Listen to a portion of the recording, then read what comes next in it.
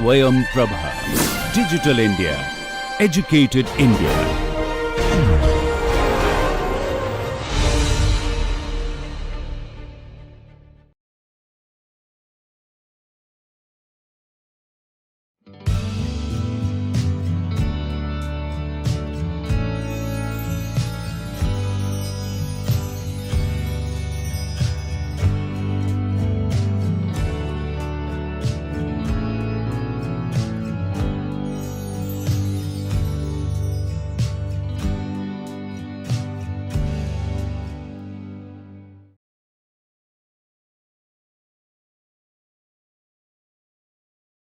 Hello everyone, I welcome you all to the next week of the course on automation in manufacturing. The lecture 1 of week 8, that is mechanisms, is on application of indexing mechanisms in automation. So in this lecture we will be studying various indexing mechanisms, and then we will have a discussion on application of these indexing mechanisms. So let us look at the outline of the lecture. At start we will see the meaning of indexing mechanism. There are various types of indexing mechanisms are used in the industry. These are ratchet and pawl mechanism, rack and pinion mechanism, Geneva mechanism, cam drive mechanism. We will see the construction details of all these mechanisms and where we can apply these mechanisms to get the required automation done.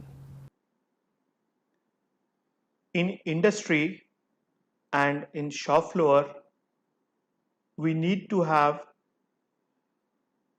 a series of step movements for variety of purposes. Say it may be for processing of the work part at various locations, at various stations, or it is indexing or selection of a specified or a desired cutting tool from a bunch of cutting tools. To carry out such operations, to carry out the stepwise operations, indexing mechanisms are helping a lot in the automation process. Indexing mechanism in general are converting the rotary motion or oscillatory motion into a series of steps, and that stepwise motion is utilized for our intended purpose. It may be for the processing or it may be for the tool change.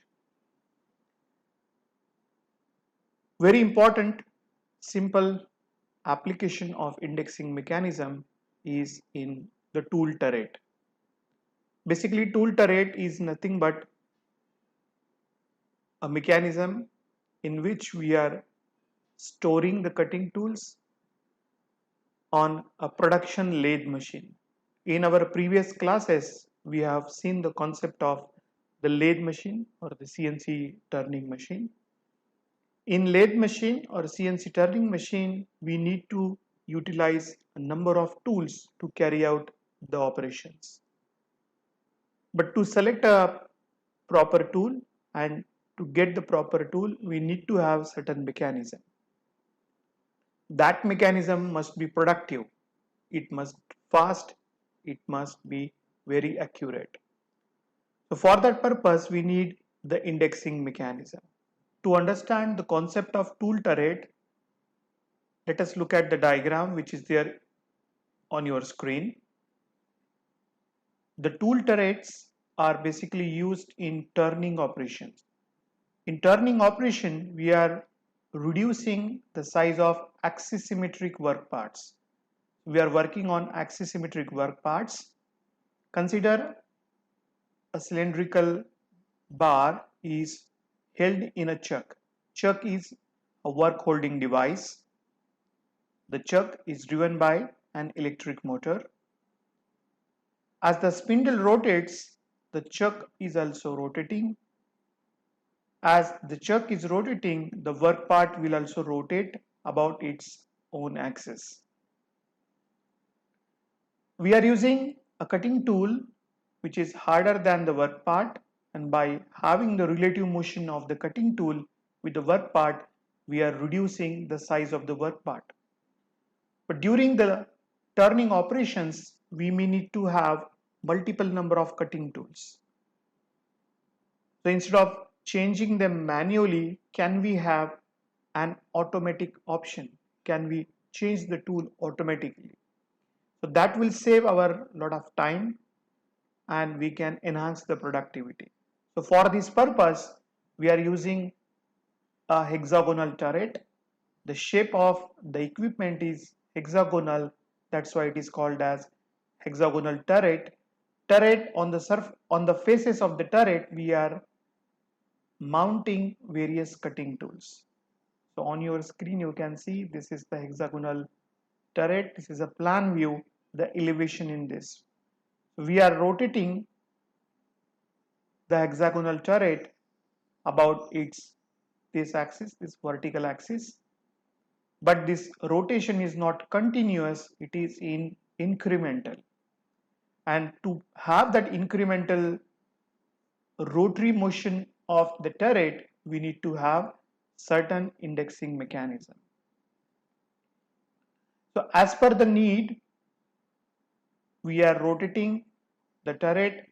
The tool will come in contact with the work part by having the longitudinal movement of the cutting tool with respect to the work part, and then we are getting the required operation done, that is reduction in the diameter. Thus we can say that in production machines we need to have an indexing mechanism for processing of the product at various stations. At these stations, the product need to be stopped for the required operation. In addition to this stepwise motion, we also need to have the indexing mechanism for feeding of the machine tools. In general, 5 basic types of indexing mechanisms are used in the industry, and these are ratchet and pawl mechanism, rack and pinion mechanism, Geneva mechanism, and cam drive. So let us see these 5 different types of mechanisms one by one. The first mechanism is ratchet and pawl mechanism. This device allows the linear or rotary motion in only one direction. This mechanism has a wheel that we call a ratchet wheel. On the periphery of the wheel there are teeth. These teeth are engaged with a driving pawl which is pivoted in an arm. The arm is connected to the center point of the spindle.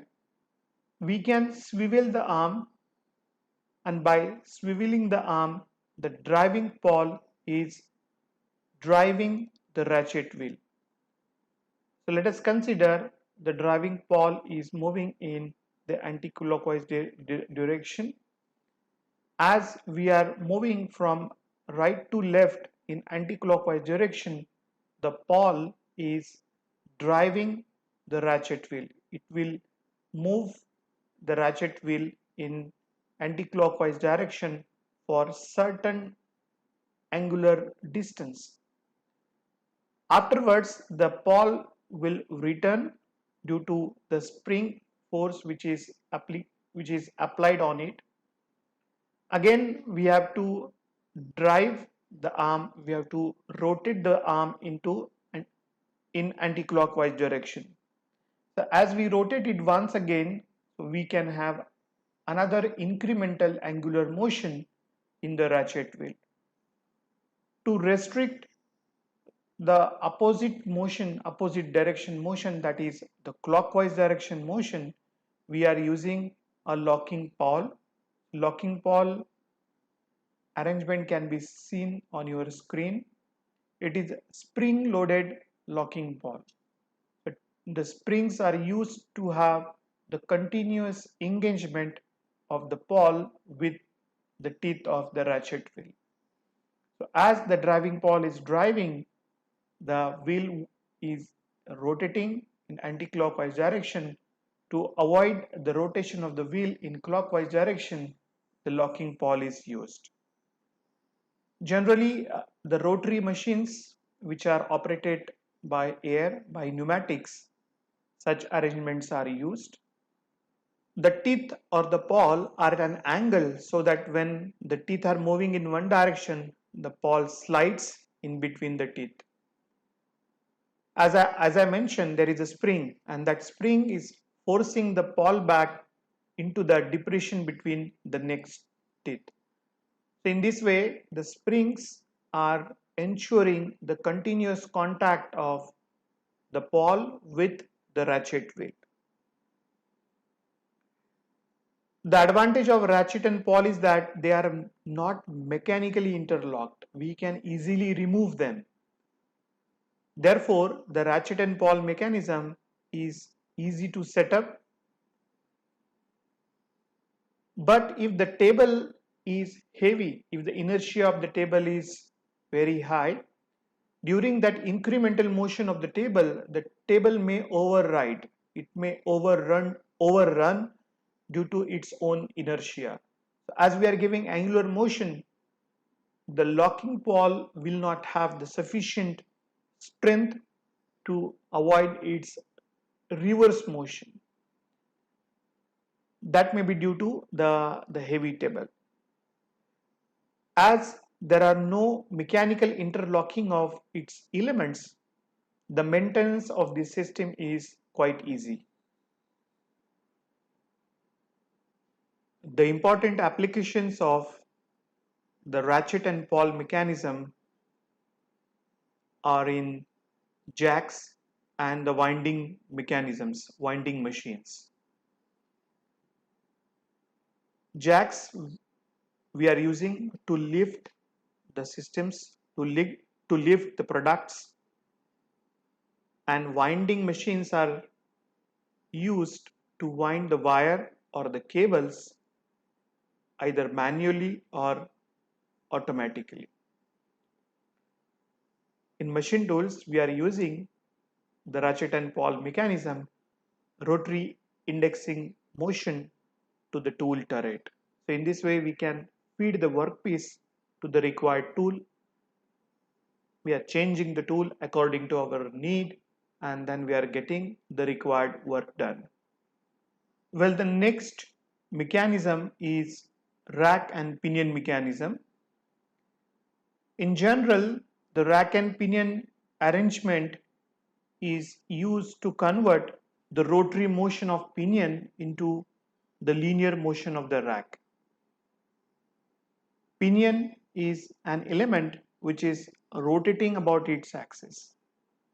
So that rotary motion of the pinion, generally the pinions are driven by electric motor. And as we are rotating the pinion, it is converting that rotary motion into the linear motion of the rack. The rack is again a mechanism, a mechanical element which is having teeth, and we can consider the rack as a small portion of an internal gear with infinite radius. We will see the diagram of the rack in the next slide. But in indexing application, we need the reverse case. So what is the reverse case? The reverse case is we need to get the rotary motion of the pinion due to the linear motion of the rack. We are providing linear motion, linear reciprocating motion of the rack, or we can have the straight one direction linear motion to the rack, and that should be converted into the rotary motion of the pinion, and we are attaching the work part, we are attaching the work table to the pinion.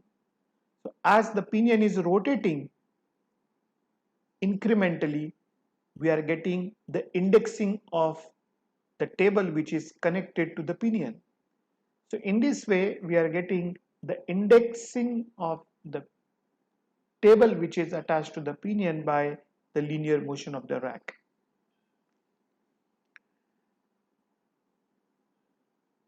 To have the indexing mechanism using rack and pinion, we are using a piston to drive the rack, which causes the pinion gear engaged with the rack, and the rack will drive the pinion gear.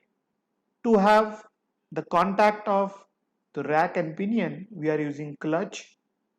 These type of arrangements are not suitable for high speed operations since they are mechanically interlocking with each other. When we want to have very high speed indexing, so for that purpose these kind of arrangements may not be suitable. So let us look at the schematic, or let us look at the arrangement. Right, so on your screen you can see there is a rack. So rack is a device which are having teeth, and there is a pinion. Pinion is nothing but a gear.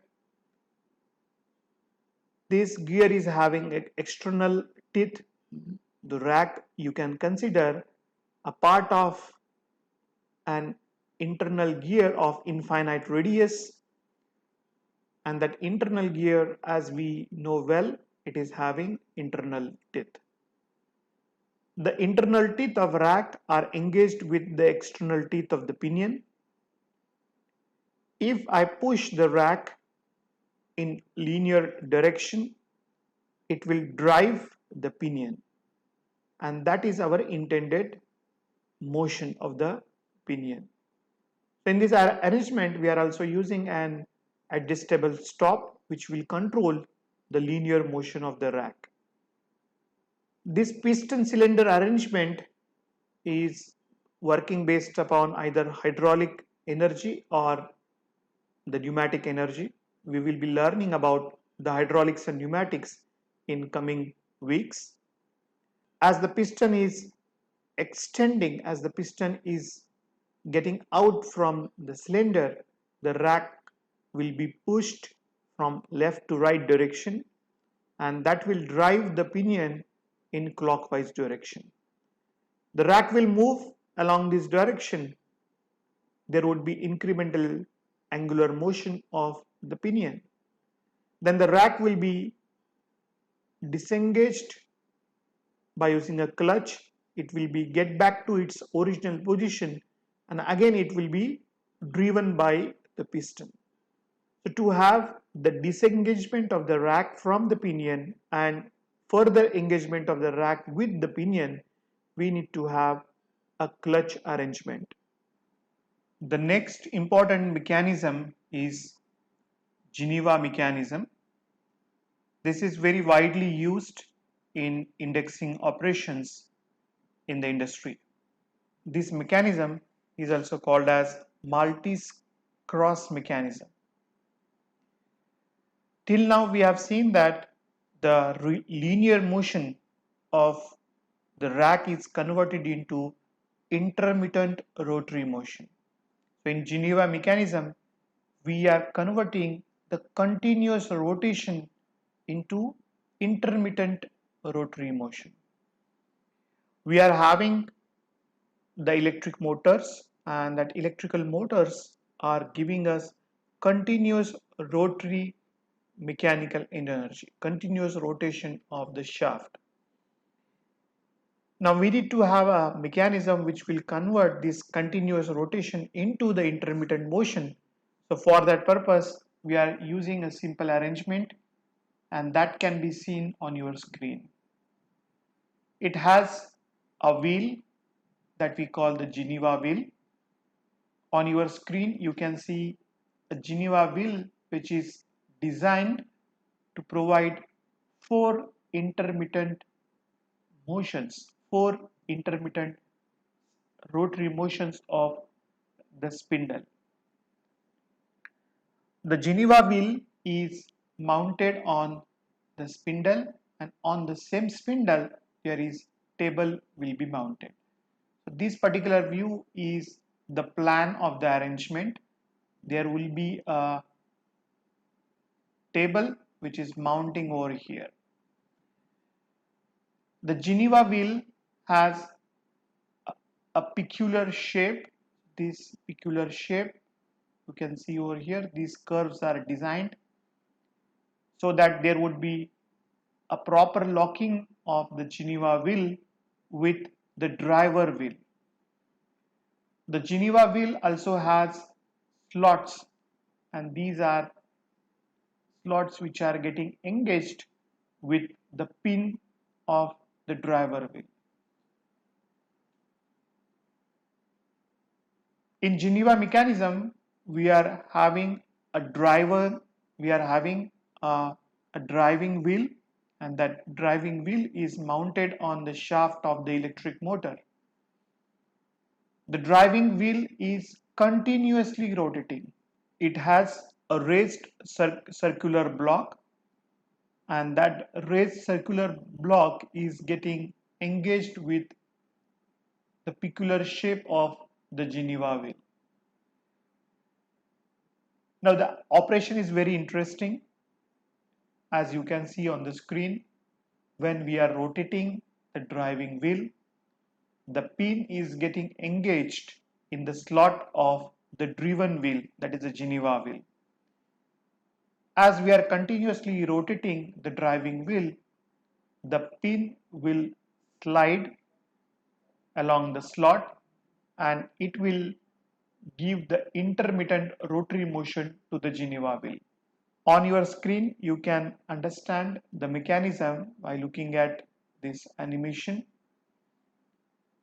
This is the driving wheel and it is connected to the electrical motor, and as the pin is getting engaged in the slot, the driving wheel is driving the Geneva wheel, that is a driven wheel.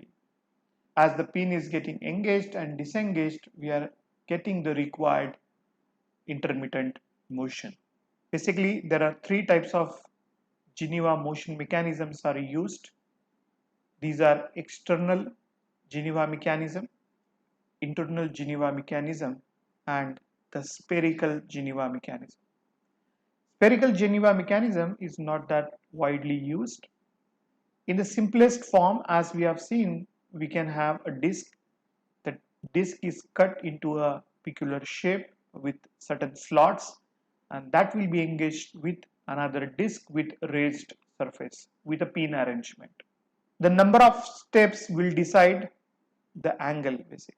If suppose you want to have the 4 steps, naturally the angle of rotation would be around 90 degrees. The incremental rotation would be of 90 degrees. That is for the full rotation of the driving wheel. Well, on your screen you can see the arrangement of spherical Geneva mechanism. It is very interesting. So this Geneva mechanism is cut, it designed on a spherical work part. The engagement of the Geneva mechanism with the driving wheel is due to these surfaces. So these are the surfaces which are cut. These are analogous to the surfaces which we have seen in our previous slide, which are in contact with the raised portion of the driving wheel. These are the slots in which the pin of the driving wheel will get inserted, and that is driving the Geneva wheel. So instead of having a wheel, we are having a spherical arrangement which is working as the wheel itself. An important advantage of the spherical Geneva mechanism is that we can have an orthogonal transmission of the power. Here you notice that the driving wheel axis is 90 degrees to the driven wheel axis. In the previous cases, in the previous slide, we have seen that the driving wheel and the driven wheel axis are parallel to each other.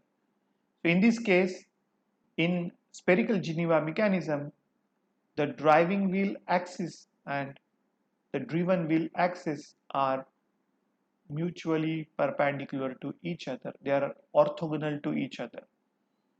So this is the arrangement of the driving wheel. So it is having the shape which is cut, which is in contact with the shape of the Geneva mechanism. This is the raised portion analogous to our the previous slide. This pin will get engaged with the slot of the Geneva mechanism and it is driving it. So we are giving continuous motion, continuous rotary motion to the driving wheel, and that continuous rotary motion will be transmitted into the intermittent rotary motion of the Geneva mechanism. So here we can attach the indexing table or we can have an raised portion on which we can attach the indexing table and we can get the required indexing done. In internal Geneva drive, instead of having the slots or instead of having the peculiar shape which is cut on the outside of the disk, on the external side of the disk, we are having that slots or engagement of the pin in the slots in the internal side of the drive. So for that purpose we are using a disk, and in the disk the slots are cut as you can see on the screen. This disk is mounted on a shaft which is supported at only one side. So there is a cam arrangement. That cam arrangement is connected to the continuous rotary motion provider, that is a motor. We are rotating the cam, and as the cam is rotating, it is driving the driven member, that is the Geneva mechanism, Geneva wheel. The driving would be carried out by the contact of the pin in the slot.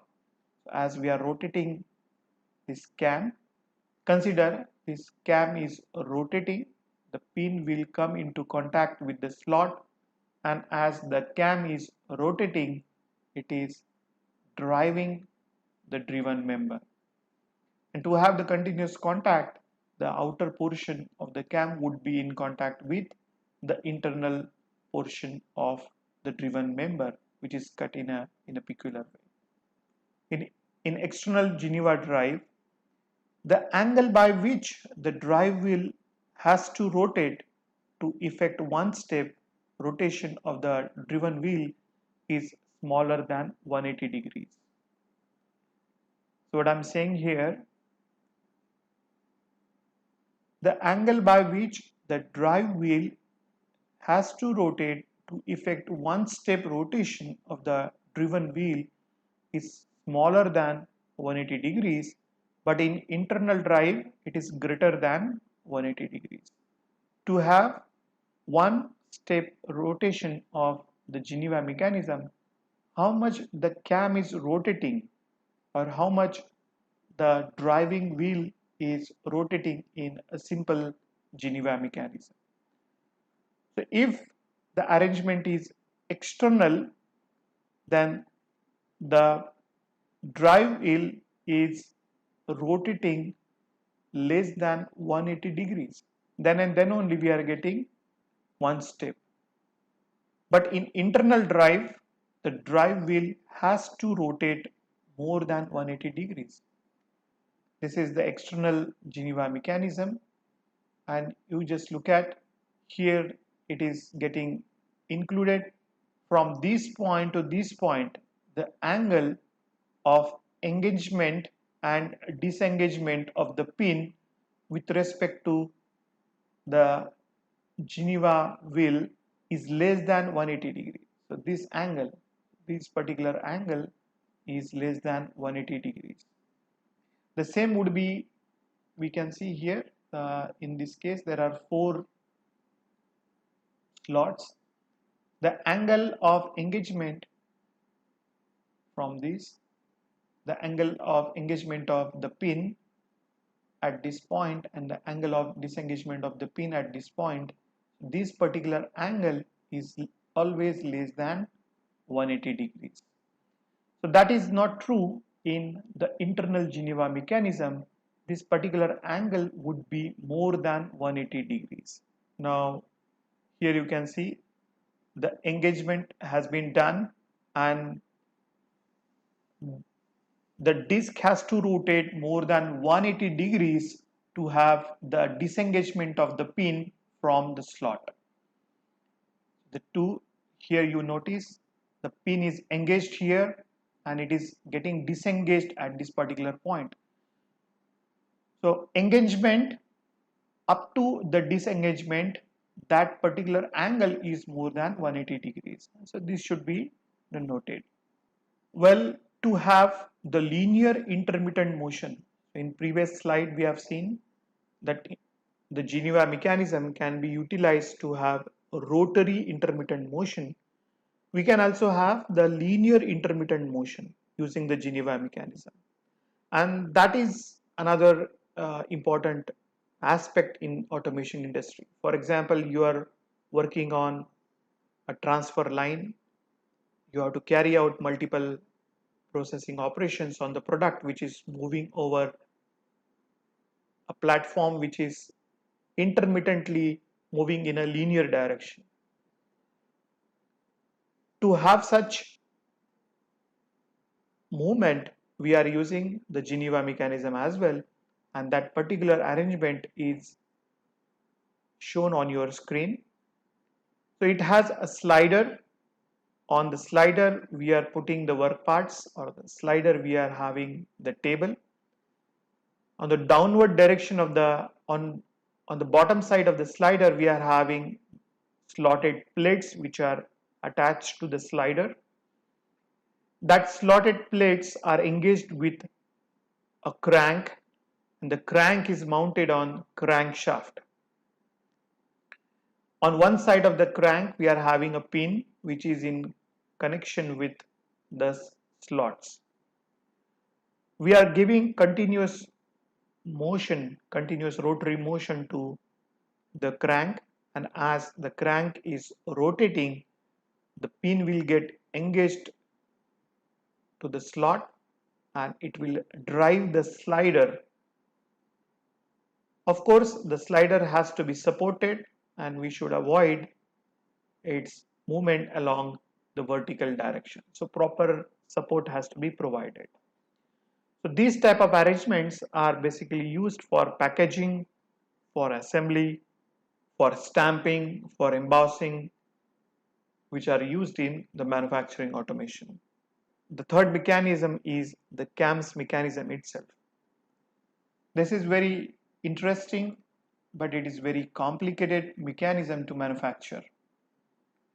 On your screen, you can see a table, and on the table, various stations are there on which you have to carry out the processing operation. This is the plan of the table. On the periphery of the table, we are attaching rollers, and these rollers are engaged to a cam. We have seen the cam mechanism in our previous week. So you notice here the axis of the table is perpendicular to the plane of paper. So here this axis is perpendicular. The axis of the cam is orthogonal to the axis of the table, but they are not intersecting. They are parallel. They are orthogonal, but they are parallel to each other. This is a cylindrical cam, and on the cylindrical cam, a peculiar shape is machined. The shape is machined in such a way that as we are rotating the cam, there would be displacement, angular displacement of the taper. So if I rotate the cam in clockwise direction, so what will happen? When I'm rotating the cam in clockwise direction, this portion will come in contact with this particular roller. As I'm rotating in a clockwise direction, this portion would get, this portion is having the raised height. As this portion is getting in contact with the roller, this roller will be pushed in anti-clockwise direction. So rotary motion of the cam would be converted into intermittent anti-clockwise motion of this particular table, which is mounted on a shaft. So in this way, we can achieve the rotary indexing of the table by using the CAMS mechanism. The CAM mechanism or the CAMS based mechanism is widely used in the industry despite the fact that it is very costly. Why it is costly? Because of the arrangement, because of the complexity in manufacturing of the CAM, its assembly with the table, because we need to have the precision rollers as well here. The advantage of CAM mechanism is that we can have a variety of velocities and the dual characteristics. Dual means the time for which we are having the stopping of, or the time during which there would not be any rotary motion of the spindle, there will not be any rotary motion of the table. And we are using the roller followers. These are the roller followers which are having the unidirectional rotary motion. We can use the indexing mechanism for processing of the work parts at various workstations. In addition to this processing at various workstations, we can have the assembly operation, automatic assembly operation by using the indexing mechanism. Consider there are two sub-assemblies and we need to assemble them together. So for that purpose, we can have a table, and that table has to be intermittently moved in a linear direction. So this is the assembling machine, and this assembling machine is assembling the assembly sub-assembly 2 with the sub-assembly 1. So we have to design by using the CAM operated arrangement which we have seen in our previous slide. The parts to be assembled have to be moved over the assembling machine tool. This is the tool over which we are moving the parts. Once the assembly is done, the table is indexed to get the next part in the line with the assembly. We can use the indexing mechanism for the inspection operation as well. A typical arrangement can be seen on your screen. There is a circular table. The table is mounted on a spindle, and the spindle is being driven by an indexing cam. Various work parts are held on the table by using various holding mechanisms, either maybe mechanical holding mechanism or magnetic holding mechanisms. The inspection may be of the geometry of the work part or the surface quality of the work part, or it may be the mechanical testing of the work part as well. So by having the intermittent rotary motion, we can carry out the 100% inspection of the work parts. The intermittent stoppage of the work part at the particular location for the inspection is totally dependent upon the velocity of the indexing wheel. Well, my friends, let me summarize the lecture 1 of week 8. In this lecture, we have studied the importance of indexing mechanisms, and then we learnt various indexing mechanisms such as ratchet and pawl mechanism, rack and pinion mechanism, Geneva mechanism, and cam drive mechanism. We have seen the principle of operation of these mechanisms. We have studied the applications of these mechanisms. In the next lecture of week 8, we will study a very useful utility, that is tool magazines of a CNC machining center. CNC machine tools are an integrated part of automated manufacturing system, and the tool change or tool related factors are very crucial in deciding the productivity of the CNC based automated system. So, automatic tool changing is contributing a lot to enhance the productivity of a CNC machine tool. That is why it is essential for us to study the tool magazines. There are various types of tool magazines are used. These are disc type, chain type and rack type. We will see the construction of these tool magazines, and at the end we will see how to change the tool automatically in CNC machine tools. Thank you very much.